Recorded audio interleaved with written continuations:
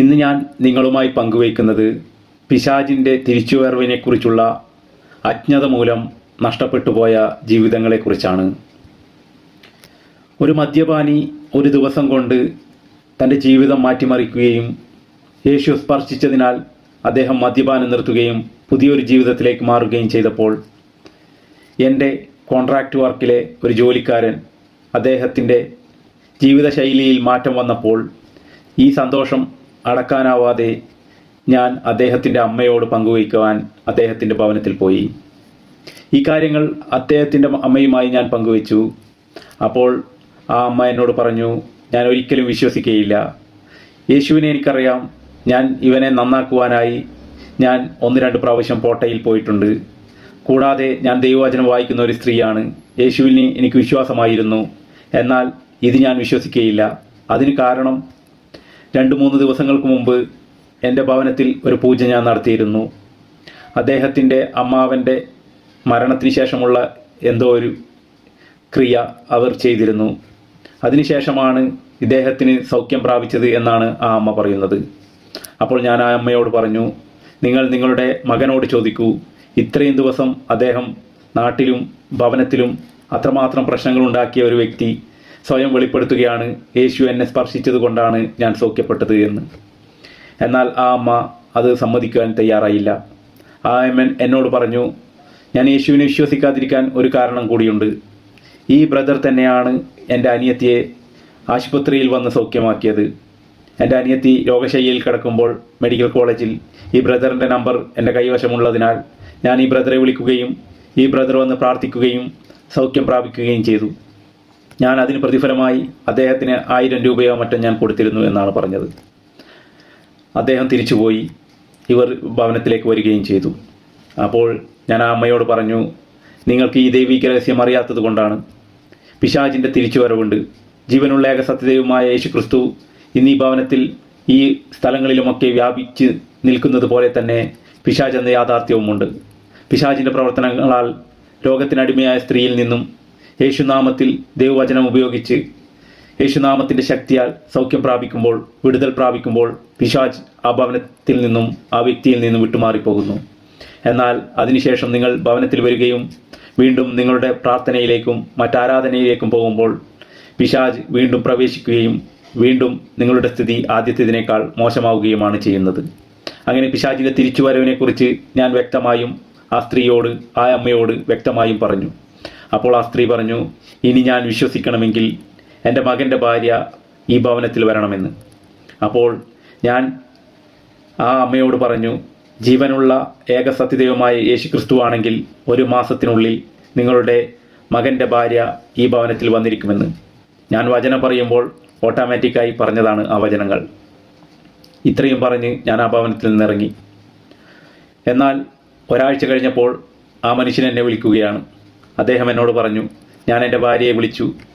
അവൾ ഇപ്പോൾ പറയുകയാണ് 5 ലക്ഷം രൂപ എനിക്ക് ഡൈവോഴ്സിനായിട്ടുള്ള പണം തരണം എന്ന്, മാത്രമല്ല ഡൈവോഴ്സും ചെയ്യണമെന്ന്. അപ്പോൾ ഞാൻ ആ മനുഷ്യനോട് പറഞ്ഞു, നിങ്ങൾ എന്തിനാണ് നിങ്ങളുടെ ഭാര്യയെ വിളിക്കുന്നത്? ഭാര്യ പിണങ്ങിപ്പോയിട്ട് 8 വർഷം മറ്റമായിരുന്നു. ഞാൻ പറഞ്ഞു, ജീവനുള്ള ഏകസത്യദൈവമായ യേശു ക്രിസ്തുവാണ് വാഗ്ദാനം ചെയ്തതെങ്കിൽ യേശു ക്രിസ്തു നിങ്ങൾക്ക് വേണ്ടി പ്രവർത്തിക്കുമെന്നാണ് ഞാൻ പറഞ്ഞത്. അപ്പോൾ ആ മനുഷ്യൻ എന്നോട് പറഞ്ഞു, ഞാൻ എന്നാൽ ഇനി വിളിക്കുന്നില്ല എന്ന്. പിന്നീട് ഒരാഴ്ച കഴിഞ്ഞപ്പോൾ ആ മനുഷ്യൻ എന്നെ വിളിച്ചു. എന്നോട് പറഞ്ഞു, എൻ്റെ ഭാര്യ എന്നോട് വിളിച്ചു, ഇന്ന സ്ഥലത്ത് വരണമെന്നാണ് പറയുന്നത്. അപ്പോൾ ഞാൻ പറഞ്ഞു, നിങ്ങൾക്ക് താല്പര്യമാണെങ്കിൽ നിങ്ങൾ പോയിക്കൊള്ളൂ എന്ന്.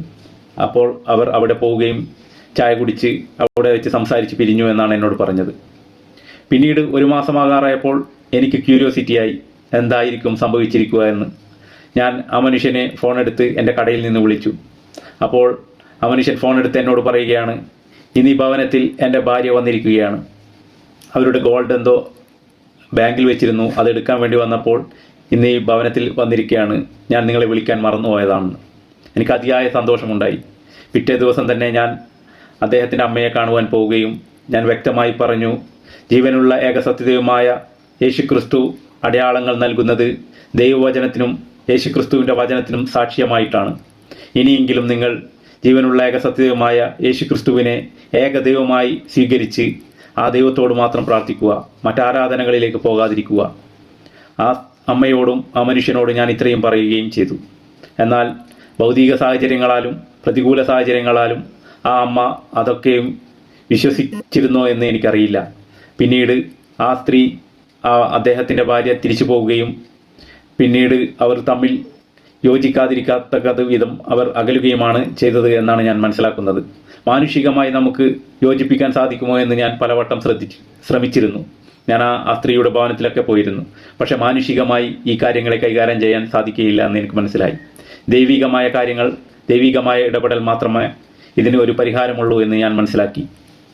ഇത് പലപ്പോഴും മനുഷ്യർക്ക് ഗ്രഹിക്കുവാൻ സാധ്യമല്ല. ഇപ്പോൾ ആ മനുഷ്യൻ നല്ല രീതിയിൽ ജീവിക്കുന്നു എന്ന് എനിക്കറിയാം. പക്ഷേ ആ സ്ത്രീ, അദ്ദേഹത്തിൻ്റെ ഭാര്യ അദ്ദേഹത്തിൻ്റെ കൂടെയില്ല. അതിന് കാരണം ദൈവവചനം, യേശുക്രിസ്തു സാക്ഷ്യം നൽകുന്നത് ദൈവവചനത്തിനും ജീവനുള്ള ഏകസത്യദൈവമായ യേശുക്രിസ്തുവിൻ്റെ വാഗ്ദാനങ്ങൾക്കുമാണ്. ഈ വാഗ്ദാനങ്ങൾ സ്വീകരിച്ച് യേശുവിനെ ഏകരക്ഷകനും ഏകകർത്താവും ജീവനുള്ള ഏകസത്യദൈവമായി സ്വീകരിച്ച് യേശുവിനെ മാത്രം ആരാധിച്ച് ദൈവവചനത്തിൽ അധിഷ്ഠിതമായി ജീവിക്കുവാൻ വേണ്ടിയാണ് യേശുക്രിസ്തു അത്ഭുതങ്ങളും അടയാളങ്ങളും നൽകുന്നത്. നാം പലപ്പോഴും നമ്മുടെ ഭൗതിക സാഹചര്യങ്ങൾ മാറുവാനും രോഗം മാറുവാനും അതുപോലെ അമേരിക്കയിലേക്ക് പോകുവാനും മകൻ്റെ പഠനത്തിനു വേണ്ടിയുമെല്ലാം പ്രാർത്ഥിക്കും. എന്നാൽ പ്രാർത്ഥിച്ചു കഴിഞ്ഞാൽ, അത് ലഭിച്ചു കഴിഞ്ഞാൽ പലപ്പോഴും നാം ജീവനുള്ള ഏകസത്യദൈവത്തെ മറക്കുകയും ദൈവവചനത്തെ മറക്കുകയും പിന്നീട് അവർക്ക് ഇഷ്ടമുള്ള രീതിയിൽ ജീവിക്കുകയുമാണ് ചെയ്യുന്നത്. ഇത്തരത്തിൽ ചെയ്യുമ്പോൾ പലപ്പോഴും ഇവിടെ നിന്ന് അമേരിക്കയിൽ പോയവരും ഓസ്ട്രേലിയയിൽ പോയവരും മറ്റ് പഠനത്തിനായി മറ്റ് രാജ്യങ്ങളിൽ പോയവരുമൊക്കെ അവിടെ ആദ്യമൊക്കെ നല്ല രീതിയിൽ ജീവിക്കുകയും പിന്നീട് അവർ നാശത്തിലേക്ക് പോവുകയും ചെയ്യും. അവരുടെ ഭൗതിക സുഖങ്ങളിൽ ലയിച്ചുകൊണ്ട് മറ്റ് ജീവിത സുഖങ്ങളിൽ ലയിച്ചുകൊണ്ട് അവർ ജീവിക്കുകയും കുറച്ച് വർഷങ്ങൾ കഴിയുമ്പോൾ ഇതേ മാതാപിതാക്കൾ പിന്നീട് പറയുന്നത്, എൻ്റെ മക്കളെല്ലാം എന്നെ വിട്ടുപോയി, എന്നെ നോക്കാൻ ആൾക്കാരില്ല എന്ന സത്യമാണ് പറയുന്നത്. വളരെ അതീവ ദുഃഖത്തോടെയാണ് ഈ കാര്യങ്ങൾ മറ്റുള്ളവരുമായി പങ്കുവയ്ക്കുന്നത്. അതിനെല്ലാം കാരണം അവർ പോകുന്നതും അവർക്ക് ലഭിക്കുന്നതുമെല്ലാം ജീവനുള്ള ഏകസത്യദൈവം ദൈവവചനത്തിനും ദൈവവചനത്തിൻ്റെ എല്ലാ അടയാളങ്ങളും സാക്ഷ്യപ്പെടുത്തുന്നതിനും വേണ്ടിയാണ്. ഈ ദൈവിക രഹസ്യം എല്ലാ മനുഷ്യരും ഗ്രഹിക്കണമെന്ന് ഞാൻ ആഗ്രഹിക്കുന്നു. യേശുവെ, ഈ വചനത്തിൻ്റെ ശക്തി എല്ലാ മനുഷ്യരിലേക്കും ജീവനായി മാറട്ടെ. യേശുവിനെ ഏകരക്ഷകനും ഏകകർത്താവും ജീവനുള്ള ഏകസത്യദൈവമായി സ്വീകരിക്കുവാനുള്ള കൃപാവരം ഓരോ മനുഷ്യർക്കും ലഭിക്കുവാൻ അങ്ങിടയാക്കണമേ. യേശുവെ നന്ദി, യേശുവെ സ്തുതി, യേശുവെ ആരാധന.